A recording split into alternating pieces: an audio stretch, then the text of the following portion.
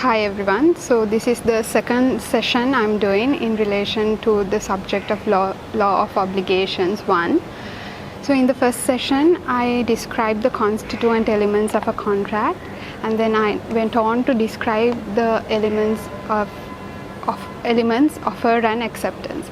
So in this session I would be dealing with another vital constituent element of a contract, which is called consideration. So what you all have to remember is that consideration is an English law concept. Now there is again a corresponding principle coming from the Roman Dutch law, which is called Justa Causa. I will be dealing with that as well towards the latter part of this session. So when it comes to consideration, it is very important for there to be valuable consideration for a contract to be enforceable. So first of all, let's look at the definition of consideration. Now one of the classic definitions for this term was expressed in the case of Curry versus Misa. So in this case it was said that a valuable consideration in the sense of law may consist either in some right, interest, profit or benefit accruing to one party, or it can be a forbearance, loss, detriment or responsibility given, suffered or undertaken by another party. So I will describe the elements of this definition. According to what I said, this definition has two aspects, a positive side and a negative side. So in the positive side, it says that a profit, benefit or any right or interest may accrue to one party. So who's this party that they are referring to? It is the promisor. So the benefit should accrue to the promisor, and this benefit should be provided by the promisee. That's what is meant by this part of the definition. It is a consideration in that sense. Also, towards the latter part of this definition, there is a negative aspect.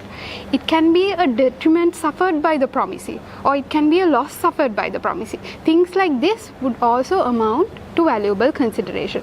So that is what is meant by consideration in this case. So there are different contradictory views expressed in relation to this, but we don't have to go into those nuances. It's simply a matter of remembering this definition. But in real life, it's a bit difficult to apply this definition in order to ascertain whether there's valuable consideration and to ascertain whether this contract is enforceable based on that. So there have been formulated certain rules to make the life easier, or to make it easier to consider whether there's valuable consideration in a contract. So there are three main rules. These three rules are that the consideration need not be adequate but must be sufficient. So the consideration must be sufficient but need not be adequate. The second rule is that past consideration is not good consideration. And the third rule is that consideration must move from the promisee. So let me deal with the first rule. Now this says that consideration must be sufficient but need not be adequate. Now what they mean by sufficient is legally sufficient. It needs to be legally sufficient. So to describe this, I will take the case of Thomas versus Thomas. Now the case facts in this case is a bit confusing because it involved a testator and a widower, but the crux of the matter, or the crux in this case for you all to remember, is that in this case the courts held that even paying £1 per annum as annual rent was sufficient consideration. It was valuable consideration, and based on this the contract was enforceable. So one might argue that how could it be adequate to pay £1 per annum, because the market price can be way higher than this amount. So that doesn't matter. If it is an element which, if it is something you can measure, if it is some kind of a benefit that is accrued to the promisor, and if the promisor agrees to that, then in the eyes of law that would be sufficient. So there are a lot of cases, there's a gamut of cases dealing with this aspect as to whether the consideration is sufficient or not. So to simplify this, there are certain categories. Now courts have, in a lot of cases, courts have held that a pre-existing legal obligation would not amount to valuable consideration because it would not be sufficient consideration. Now to explain this aspect, I will be taking two cases. Now the first case is Collins versus Godefroy. What happened in this case was that Collins was summoned by the court as a witness, and Godefroy, on the other hand, also promised Collins that he will pay a certain sum of money if Collins go to court and give evidence in relation to that. But Godefroy failed to keep up with this promise, and later on Collins went to court to enforce this promise. But what the courts held was that anyway Collins had a legal obligation to go to court and give evidence. Since he was summoned as a witness, it was his legal obligation to give evidence. So Godefroy's promise to pay in relation to that is not supported by valuable consideration. Therefore, it's clear that a pre-existing legal obligation would not amount to valuable consideration. But always, in determining whether there is valuable consideration, you have to analyze the facts of the case. Now, there's another case. The case is called Glassbrook Brothers versus Glamorgan County Council. Now, in this case, what happened was there was a strike in a factory, and the factory owners wanted police protection. However, it was the duty of the police to provide regular patrols. But the factory owners were not happy with this, and they needed something more because they were worried that something bad might happen. And they told the police officers that they want a police officer stationed near the factory at all times, 24 hours, and that they are ready and they are willing to pay for that extra duty that they are going to carry out for them. So the police also agreed, and there was a policeman stationed near the factory. But later on, as you all can guess, the factory owners also failed to keep up with the promise. So what happened was, the police officers went to court, and then the factory owners argued that it was their legal obligation to provide protection, therefore they are not willing to pay. But here the courts held that their duty or the legal obligation was to provide with regular patrols, and it was unconscionable, or it was not their duty to stay near that factory, guarding the factory at all times. So in this case, even though it seems that the consideration would fall under the purview of their legal obligation, it did not, and it was considered as valuable consideration. So always you will have to analyze the facts of the case and see whether it would amount to valuable consideration or not. So, like pre-existing legal obligation would not amount to valuable consideration, again a pre-existing contractual obligation will also not amount to valuable consideration. Now, to describe this, I will be taking two cases again. Now, the first case is called Stilk versus Myrick. In this case involved a ship. What happened was, two crew members of this ship deserted, and then the master of the ship promised the rest of the crew members that he would pay an extra amount rather than what was promised in the contract if the crew members worked really hard in completing the voyage. So the crew members actually did work hard to complete the voyage, and when the ship reached the home port, the master of the ship again refused to pay the extra amount as promised. So he promised that he would divide the salary of the two crew members that deserted the ship, but he did not do that. So the crew members went to court seeking damages, or trying to enforce the promise made by the master of the ships. But the courts held in this case that they were anyway contractually bound to complete the voyage. They had done nothing in addition to that. So they haven't given valuable consideration or sufficient consideration for that promise to pay extra amount to be enforceable. So since there was no consideration provided for that, or since there was no sufficient consideration, the courts held that the contract is not valid and there's no valuable consideration. But this case has to be distinguished with another case which is very similar to the facts of the previous case. But in this case called Hartley versus Ponsonby, what happened was there was a serious depletion in the crew members in a ship. So I think there are 36 crew members deserted the ship and only 4 or 5 crew members were left. So here also again the master of the ship promised that he would pay an extra amount if they worked hard in completing the voyage. Now they did, and somehow the voyage was completed, and again the promise to pay the extra amount was not kept. So the crew members went to court, and here the courts, unlike in the case of Stilk versus Myrick, what the courts held was that these 4 or 5 members had to do a lot of work to make this contract, to make this voyage happen.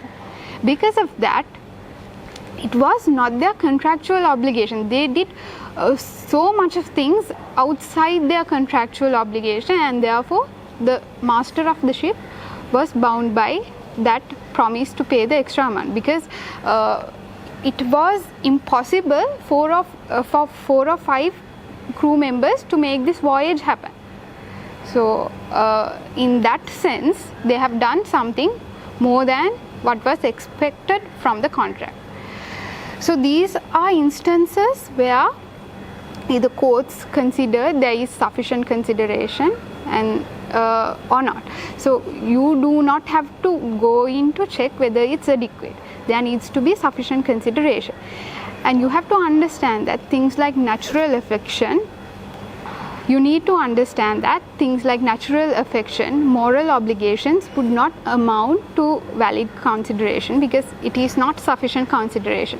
However, under the concept of causa, justa causa, that would help to enforce a contract.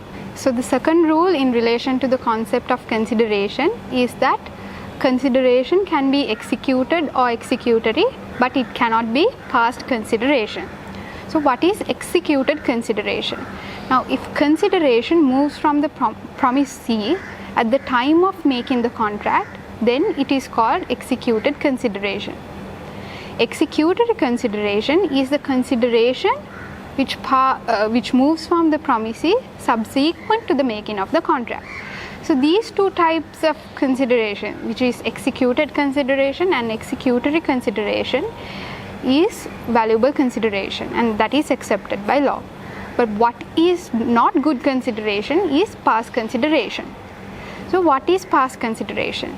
Now if consideration did move from the promisee prior to making of the promise, then it will be considered as past consideration. So to elaborate on this point, I will take a case and also an example. So first, moving on to the case, there was a case called re-McCardle. And in this case, what happened was, there was a person who renovated his family house, and the rest of the family members who were pleased with this renovation, they also told this person who renovated that they are willing to pay a certain sum of money for the expenses he incurred in renovating the house. But later on they failed to keep up to this promise, and they failed to pay this person for the renovation. So this person went to court. Now there are certain issues in relation to the legal intention to create a binding contract, but here if there was valuable consideration, then it might have been enforceable. But what is the consideration that this person is relying on? That is renovation of the house, and it was in the past because the promise was made after this renovation was done. So can he rely on something which he already did, without expecting anything. No. So courts clearly held that in this case the person is relying on past consideration, therefore that would not help in enforcing the contract. So that would not amount to valuable consideration. Now to elaborate this further, let me take an example. Imagine now you're going to buy your friend's phone by paying 20,000 rupees. Now when your friend, when entering into the contract, the friend explicitly states that he is willing to sell only the phone and not the cover of the phone. So the buyer also agrees to the terms of this contract.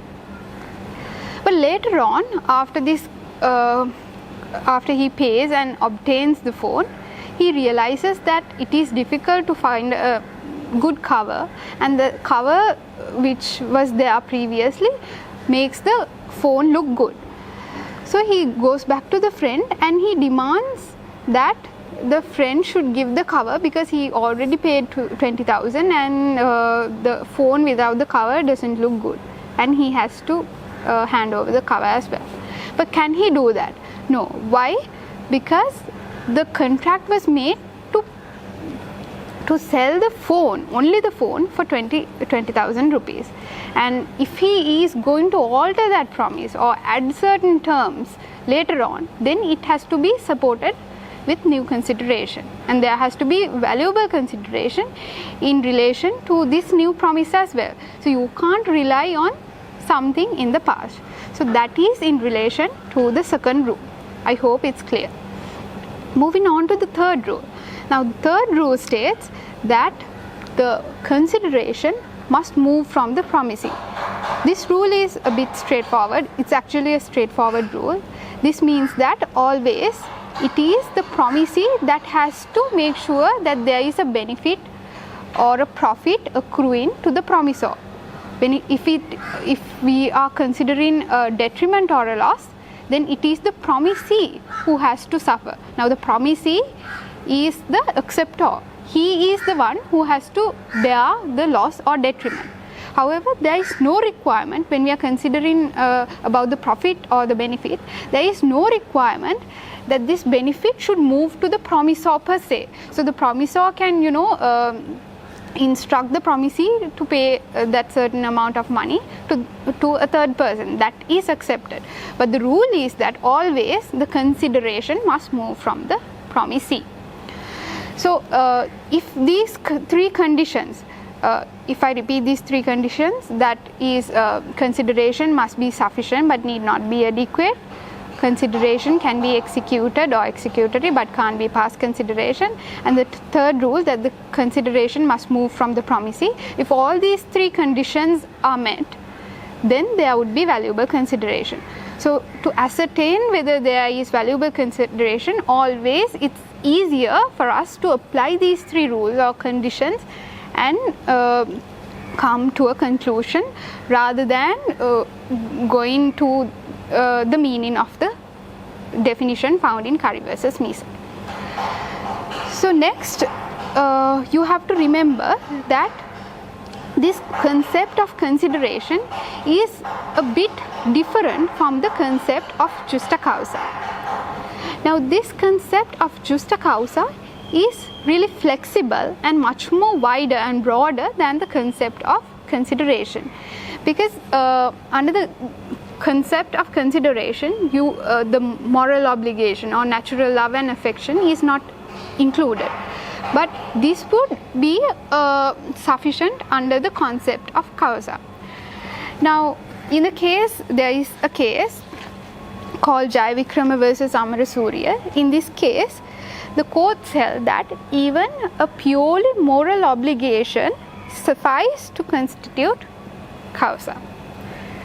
So you all know that Sri Lanka is a hybrid system where we always apply English principles as well as Roman Dutch law principles. Now, if the contract is to be governed by the English law principles, then you cannot apply this concept of causa and say that no, there was a moral obligation, therefore there is valid consideration. You cannot do that. So this fact was very well emphasized by Justice Wendt in the case of Lipton versus Buchanan. I hope I pronounced that correctly. So in this case, what happened was, the courts clearly stated that even though there might not be consideration under the concept of consideration, there can be sufficient causa under the Roman Dutch law, because but the crux of the matter is to determine whether the contract is to be governed by English law or not. So if it is to be governed by English law, then you have to definitely abide by the rules of consideration. Now there's another case in relation to the doctrine of causa. In this, what happened was, the employer promised a person, the employee in the factory, in this office, to pay pension and gratuity for his past faithful services. And later on he failed to abide by this promise. But when they went to court, Justice Dyer stated that this promise was made voluntarily. It was deliberately made, and thus there is an element of causa in it. So therefore he cannot go back on that promise, and therefore this contract was valid. So now you have to understand, this causa is really flexible. It can take any form. So it is just an element or characteristic which is required to make the contract legally binding. So if there is present an element over and above the mere fact of agreement, then that would be enforceable due to the presence of causa. So I hope you all can differentiate between consideration and justa causa. So basically what you all have to do is identify first whether the contract is governed by English law concepts or Roman Dutch law concepts, and accordingly you will have to either apply the principles of consideration or principles of justa causa. Thank you.